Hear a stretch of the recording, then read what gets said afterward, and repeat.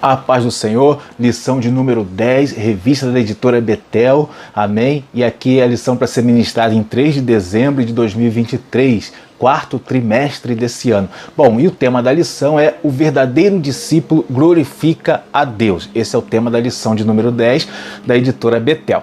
Vou começar já lendo aqui o texto áureo que diz assim, ó: e o que a si mesmo se exalta será humilhado, e o que a si mesmo se humilhar será exaltado. Mateus 23, verso 12. A verdade aplicada diz o seguinte: o discípulo de Cristo deve ser exemplo para o rebanho de um viver coerente com os princípios bíblicos para a glória de Deus. Amém? Essa aqui é a nossa verdade aplicada e essa é a lição de número 10, tá? A lição está muito boa, muito interessante. Vamos falar aqui sobre algumas características, né, do discípulo que glorifica a Deus, tá? Em contrapartida daqueles que não glorificam a Deus. A gente vai falar um pouco aí sobre itinerância, tá? Uma lição muito boa. Você que é professor, se prepara aí, você para levar uma aula mais aprofundada, mais abençoada, e você que é aluno, já pegar mais conhecimento, tá bom? Esse aqui é o Clube da Teologia e eu sou o pastor Marcos André e estamos aqui para honrar o Senhor com o ensino da palavra de Deus.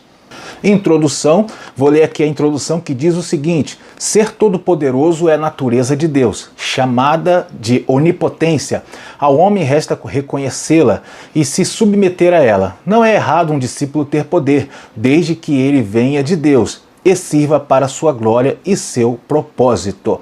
Amém, meus irmãos? Então aqui é a nossa introdução. Bom, essa lição aqui ela vai bater contra a visão que alguns obreiros têm pela briga, né, do que eles chamam de do palco que eles chamam de púlpito, tá? Porque é assim que muitos obreiros eles enxergam os púlpitos das igrejas, enxergam como um palco.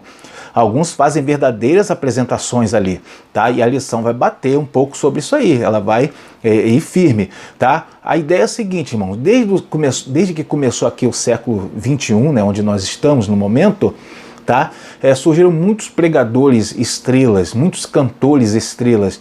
Estamos no tempo da mídia, no tempo das ostentações.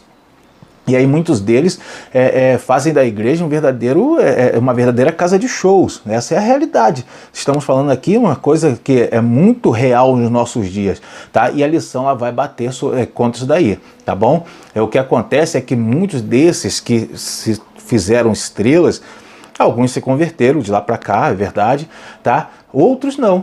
Outros trocaram de igreja, trocaram de esposas, né? Mas largaram Deus, mas não largaram os púlpitos, estão por aí pregando, tá?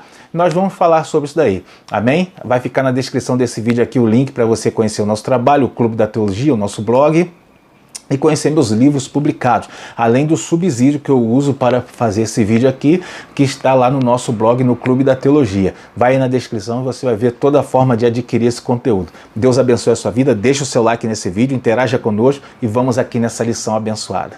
Tópico 1, o tema do tópico é a onipotência divina. Vamos já aí no primeiro subtópico, que diz assim, o tema é: designa destinos, ou seja, a onipotência divina designa destino. Vou ler o primeiro parágrafo, diz assim, ó: homens não são capazes de designar destinos das pessoas, só Deus tem esse poder, e usa para sua glória e propósito.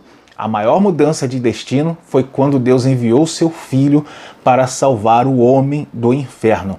Muito interessante, né? Quando fala maior mudança de destino, se refere ao destino da humanidade.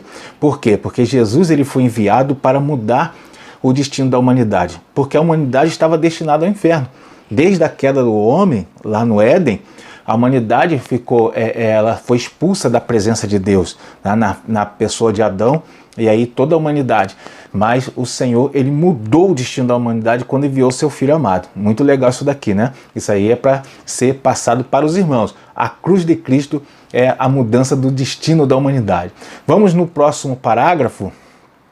Diz assim, ó: homens com sede de poder estão com seu coração nas coisas desta terra, como Diótrefes, que procurava ardentemente ser reconhecido como a pessoa mais importante naquela igreja local.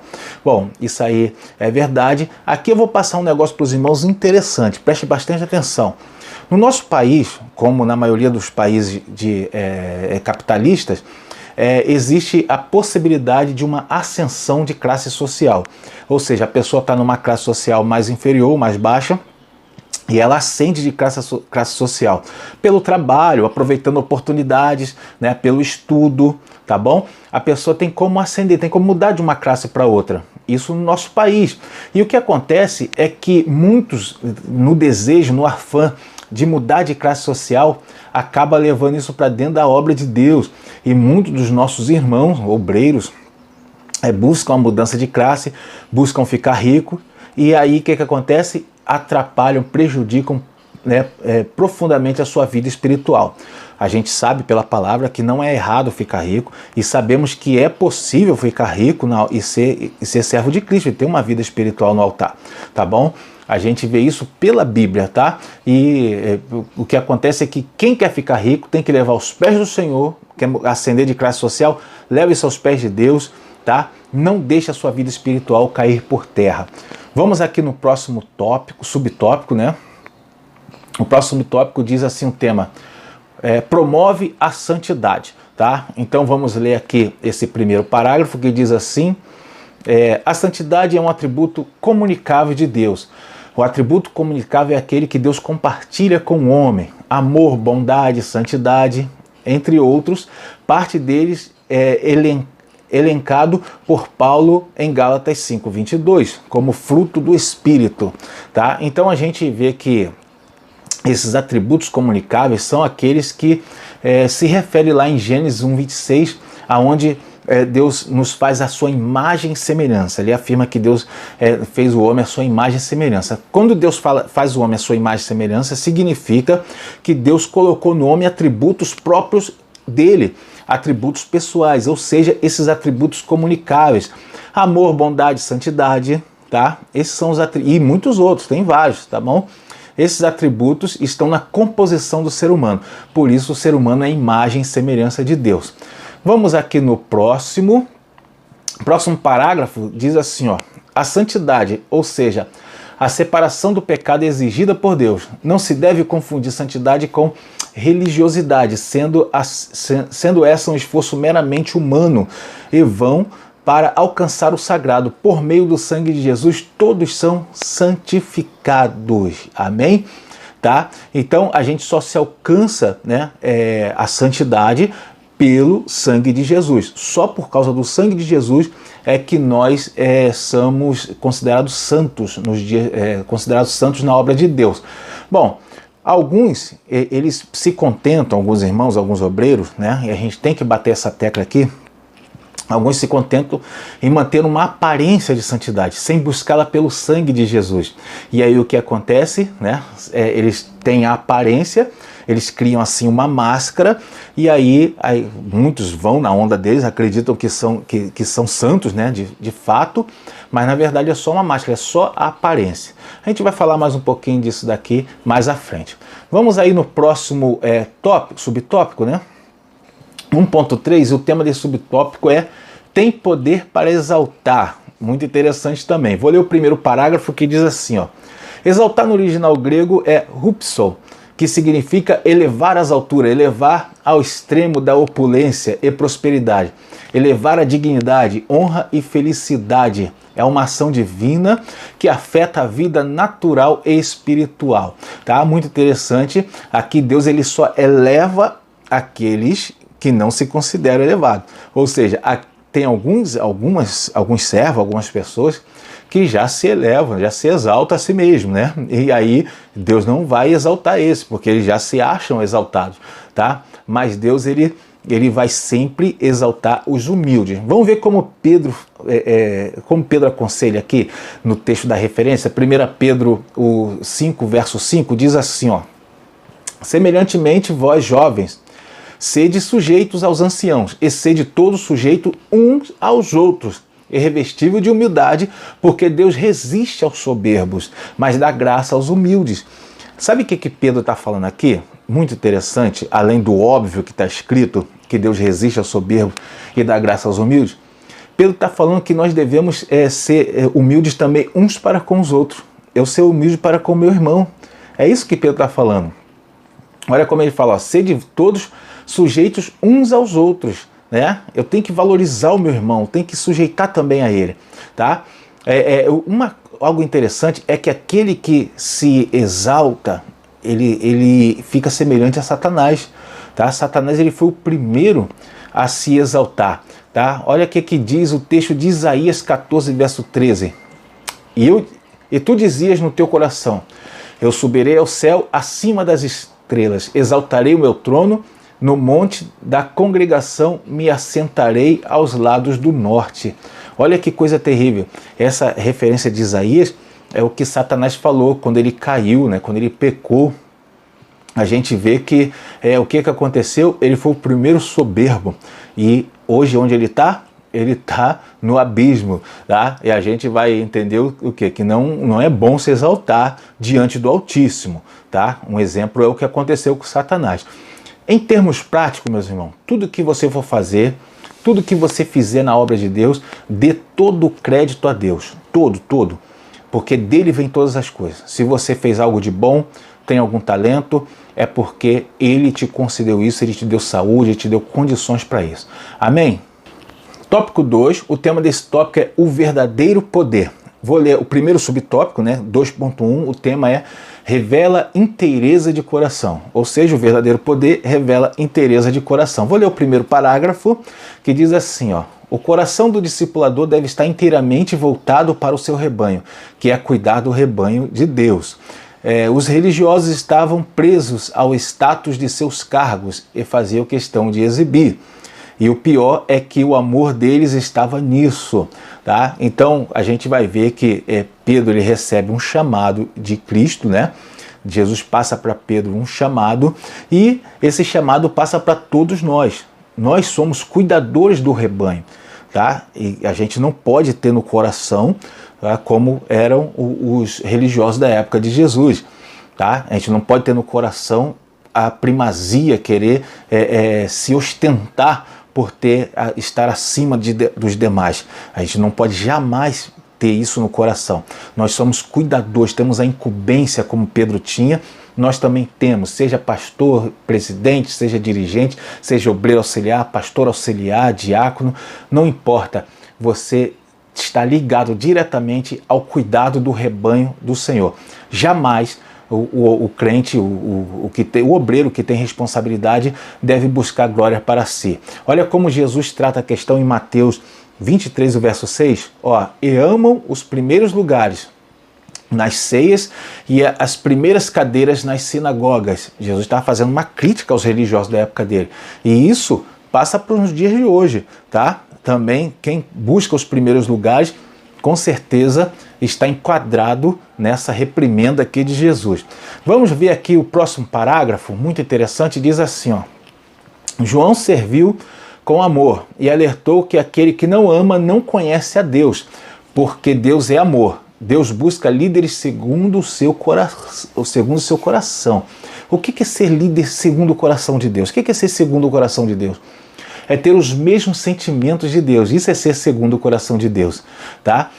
Todos os líderes, o líder, ele tem que ter ser segundo o coração de Deus para atender o chamado do Senhor. Mas espera aí, alguém vai perguntar assim: mas hoje tem líderes que não são segundo o coração de Deus. Isso é verdade, mas Deus permite que eles liderem. Por quê? Por causa do amor ao rebanho. Aí Deus permite que eles liderem, mas no final eles vão comparecer diante do tribunal do Senhor, né? E aí eles vão ter que se justificar e poderão receber a condenação eterna, tá? Bom, continuando então, vamos aqui no próximo tópico, que é o 2.2, é agente do bem. O verdadeiro poder é agente do bem. Vamos ler aqui o primeiro parágrafo. A bondade é a essência de Deus, que Jesus encarnou. Os religiosos foram repreendidos por Jesus por desejarem ter os primeiros lugares nas sinagogas, valorizando o status social do cargo que ocupavam, em vez do real compromisso que deveriam ter, que eram serem servos, tá? Vamos ver aqui, ó, olha que coisa, ensinamento interessante. Vou ler o que Jesus fala aqui nessa ocasião. Ó, olha o ensinamento de Jesus, Lucas 14, verso 8 e o 9. Quando por alguém fores convidados às bodas, não te assentes no primeiro lugar, não aconteça que esteja, para que não aconteça que esteja convidado outro mais digno do que tu, e vindo que te convidou a ti e a ele, pede para você, dá lugar a este, então com vergonha tenhas que tomar o derradeiro lugar. O ensinamento de Jesus é muito forte aqui, né? Jesus ele está falando assim, quando você for convidado, não vai procurando logo as primeiras cadeiras, fica lá por último. E aí, para evitar de chegar alguém que te convidou, fala assim, não, dá esse lugar aqui para outro, né? Imagina a vergonha. Jesus estava passando, ele estava passando, na verdade, as consequências imediatas daquele que busca o primeiro lugar. A pessoa pode passar vergonha, né? E o contrário é válido. A pessoa pode chegar de repente e busca o último lugar, fica ali no último, né? De repente alguém chama, não, senta aqui, né? E aí ele é exaltado na presença de todos. Muito interessante esse ensinamento aqui do Senhor Jesus. Vou ler o próximo parágrafo que diz assim, a liderança de Cristo era constituída em fazer o bem, que esse deve ser o alvo de seus discípulos. Empatia é uma característica indispensável a um discípulo de Cristo. Olha que legal. Meus irmãos, Jesus era o exemplo, né? Jesus é o exemplo de liderar. E a empatia era o que ele praticava. Era o sentimento que Jesus mais demonstrava, empatia. Bom, aqui a gente tem que entender que nós devemos ter também essa empatia. E o que é empatia? A empatia é se colocar no lugar do outro, né? Vamos colocar na prática para a gente entender. Quando chega alguém, e você é o líder de uma igreja ou departamento, e chega alguém relatando um problema, a primeira coisa que você, como líder, deve fazer é ter empatia. Como funciona? Você pensa assim, e se fosse comigo? E se fosse eu no lugar desse irmão? E se fosse eu passando por esse problema, como que eu ia agir? O que eu ia fazer? E aí você se colocando no lugar da pessoa, você vai ter um maior sentimento para ajudar a pessoa a resolver o problema dela. Jesus fez isso na prática, literalmente. Ele desceu do céu, do seu trono de glória, e ele conviveu entre nós, tá? Vivendo no nosso lugar, passando pelos problemas que a gente passa, e aí isso ele demonstrou empatia assim, na prática, não é verdade? Amém, meus irmãos? Vamos para o próximo aí, o 2.3. É solidário, o verdadeiro poder é solidário. Vou ler aqui o primeiro parágrafo que diz assim, o termo solidário vem do latim solidus, que significa firme, inteiro, sólido, e está relacionado a salvos, salvo em boa saúde. Gaio, um líder solidário, foi reconhecido por João pela boa saúde da sua alma. Que legal, né? Aqui a gente vê que a igreja primitiva, ela cresce num ambiente de assistência social. A igreja primitiva fazia obra social. Quando você lê na Bíblia o partir do pão, se refere à divisão ali dos alimentos que eles comungavam, né, que eles faziam entre si. Muito legal, muito interessante. E a igreja primitiva deixa essa tradição. E nós, como obreiros, não podemos perder essa tradição. Nós temos que ter a solidariedade. A assistência social só se pratica com solidariedade. Temos que ter isso daí. Tá? A gente vê aqui nessa lição falando sobre a fama de Gaio. A gente tem que buscar também uma boa fama para nós. Devemos nos perguntar, você deve se perguntar, qual é a fama que eu tenho? Qual é a minha fama? Será que eu sou hospitaleiro? Será que eu sou também solidário? Será que os outros me conhecem assim? Tá? Isso é muito importante.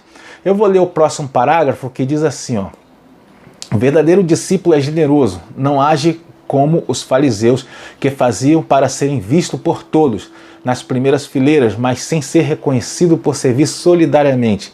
Tá? E a gente vê isso daqui, que muitos fazem só para aparecer. Né? Não devemos praticar o bem só para aparecer, só para ser visto pelos outros. É isso que a lição está falando, é isso que está mencionando. Tá? O problema, sabe qual é o problema de uma pessoa egoísta, uma pessoa soberba que faz só para aparecer? Sabe qual é o problema? Que ela leva outros a fazerem o mesmo. Esse é o principal problema. E a congregação sofre com isso. Olha só, irmão. Vamos ver uma coisa interessante. Assim como Satanás arrastou a terça parte das estrelas do céu, né? a terça parte dos anjos, aquele que faz só para aparecer, aquele que é arrogante, aquele que é soberbo, aquele que é egoísta, tem esse problema na sua alma, ele também arrasta uma parte dos obreiros a fazer alguma parte dos irmãos, porque eles começam a querer fazer como ele faz, tá? Eles acham que esse é o certo, tá? Então esse é o problema de ser soberbo na obra de Deus. É o pior mal que pode ter no coração de um obreiro, tá, meus irmãos? Então devemos combater isso. Cada irmão pergunta, cada um de nós devemos perguntar: será que eu estou sendo soberbo? Será que eu estou sendo altivo demais? Tá? Isso é importante, a gente ter esse ensinamento em nossa vida. Tópico 3, vamos entrar nesse tópico aqui, mas quero lembrar os irmãos, deixa o seu like aí, não se esquece, deixar o seu like no vídeo, tá? E vamos aqui entrar nesse tópico importantíssimo. O tema do tópico é discípulos em crise. Bom, então discípulos em crise, o que acontece? Subtópico 3.1, desafia a autoridade. Tá? Vamos ver como é que isso funciona, como é que acontece isso daqui. Vou ler o primeiro parágrafo que diz assim, ó: o desejo de primazia que Diótrefes tinha o fazia desafiar a autoridade espiritual que estava sobre seu ministério, o apóstolo João. Isso mostrava sua arrogância e destemor.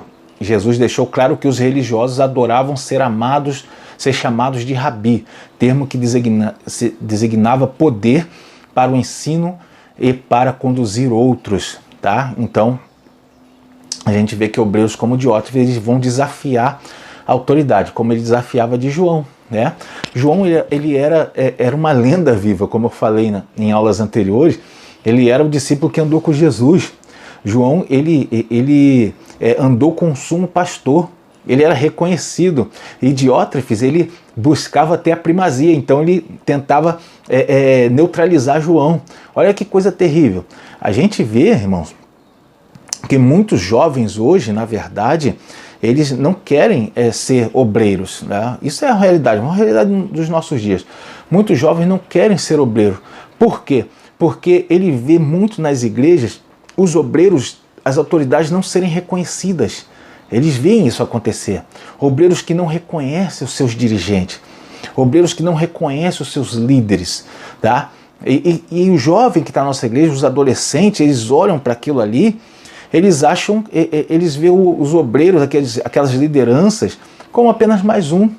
Eu vejo isso acontecer, irmão, já vi.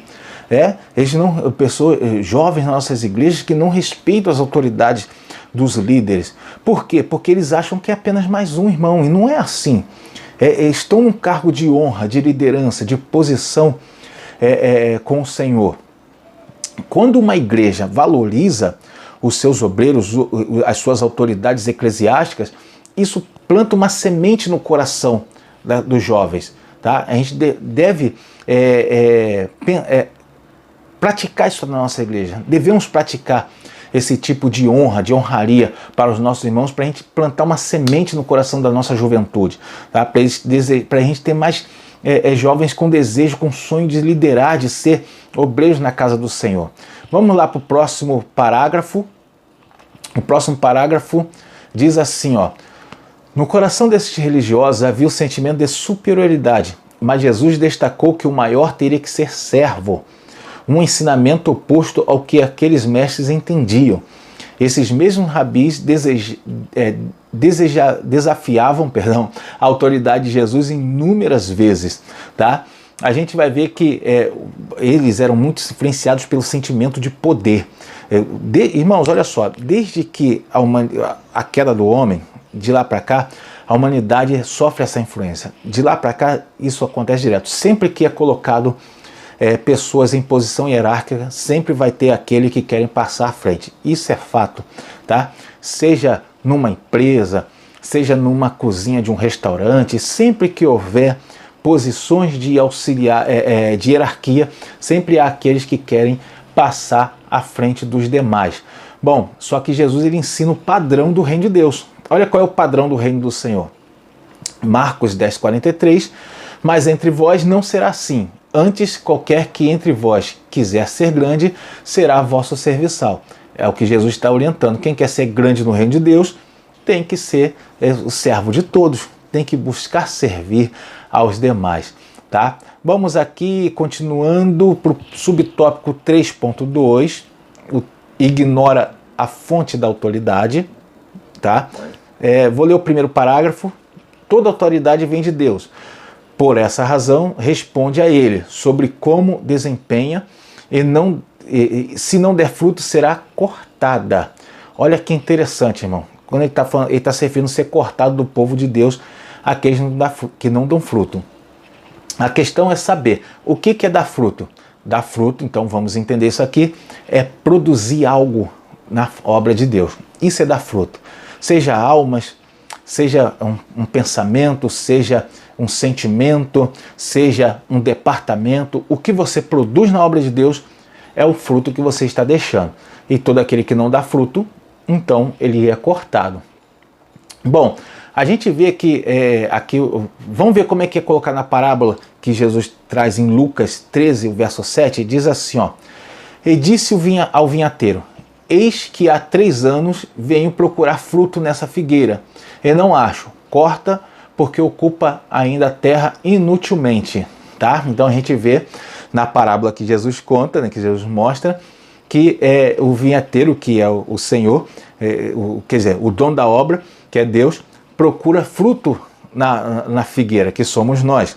Mas o vinhateiro, que é Jesus, ele está querendo nos dar oportunidade.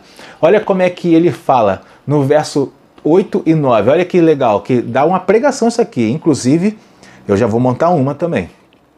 Diz assim, ó: E respondendo ele disse: Senhor, o vinhateiro falando, deixa este ano até que eu a escave e a esterque, e se der fruto ficará, e se não der, depois mandarás cortar.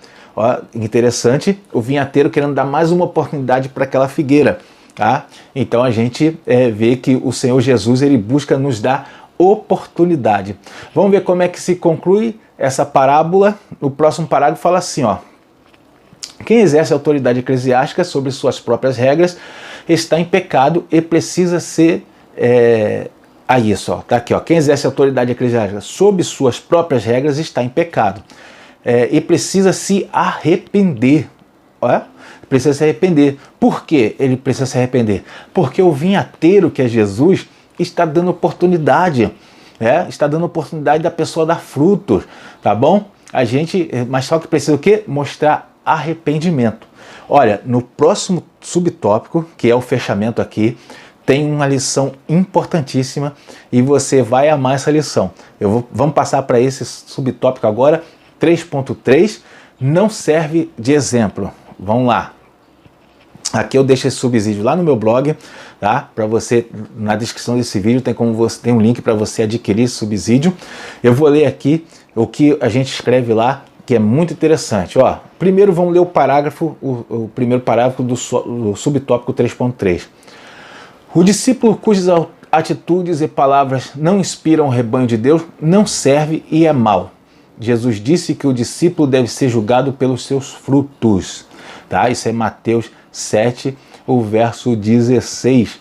Bom, irmãos, eu vou ler aqui o que eu coloquei no meu subsídio, que é muito interessante. E você pega esse ensinamento aqui para passar na classe, na aula, e você que é aluno pegar para a sua vida. Ó, produzir fruto é ter algum resultado na obra de Deus. Sendo assim, quando um obreiro demonstra ter santidade, isso não é resultado, é demonstração. E o problema é que nesses últimos dias os crentes estão se contentando apenas com a demonstração, ao invés de resultados.